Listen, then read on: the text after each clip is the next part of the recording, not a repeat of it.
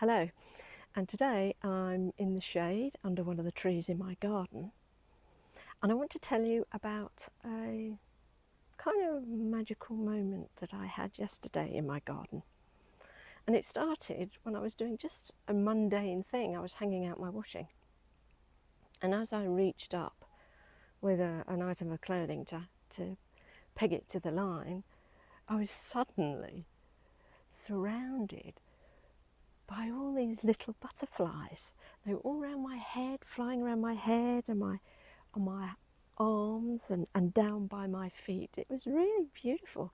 And I just I just stood there with this shirt while they all flew around me, and then off they flew, and they were sort of flitting around. It was really was a kind of magical.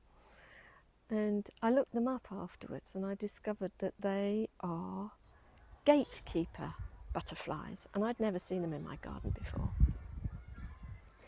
But the thing is, with these particular butterflies, they eat ragwort. The young caterpillars eat grasses, and they're all those things that I left to grow back in May when I didn't mow anything. So you might remember, I think I said in one of my other videos, I'd come across what I thought were black and red butterflies, but they turned out to be the cinnabar moth. And they also eat ragwort. They're the ones that have the black and orange caterpillars. And I had left all the ragwort, which, if you're not sure which one that is, that's the tall one with the yellow flowers, but it probably doesn't get that tall for you if you're mowing and weeding. But it is quite a big plant, and it actually supports over 40 species of insect. So, and there's some great nectar in it too, so it's really important. And earlier on, my ragwort was absolutely full of black and red caterpillars. And now, because I have quite big leaves and everything, and now this is what it looks like. And there's one little caterpillar left. They've eaten a lot, so you don't have to worry about getting rid of a lot of compost or anything, putting the plants in the compost, because the caterpillars do that for you. They completely annihilate it. And then when they finish, they climb down the stems into the grass and go off somewhere to find a place to overwinter and then turn into butterflies.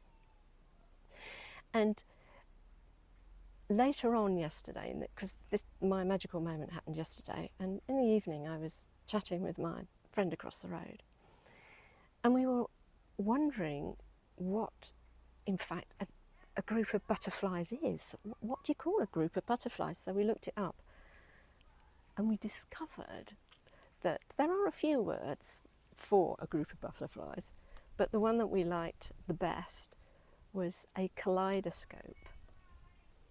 A kaleidoscope of butterflies. Isn't that beautiful? And then I actually went one further, and I looked up what a group of moths would be, because obviously I'd seen so many of the cinnabar moths in my garden. And a group of moths is an eclipse.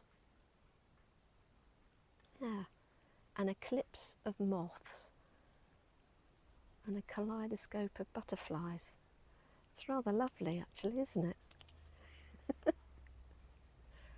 Yeah, it's amazing what a single word can conjure up, because when I think of kaleidoscopes, I don't know about you, but you're taken back to your childhood and remember looking through and turning the kaleidoscope to see all the different colours. And if I was going to take you into my front garden, for instance, you'd have to be very careful walking through it, because the crickets are jumping everywhere. So I actually have an orchestra of crickets in my front garden. I don't know who thinks up these wonderful names, but they did a pretty good job, didn't they? But it was just, it was a lovely moment of peace, being surrounded by my kaleidoscope of butterflies yesterday. And it was in really stark contrast to the lunacy and wars and suffering that's going on in the world at the moment. And how much nicer it would be if everybody had their own kaleidoscope of butterflies and everybody had their moment of peace and took time to just be still for a moment and enjoy nature. Maybe they wouldn't be so rash with their decisions or so aggressive.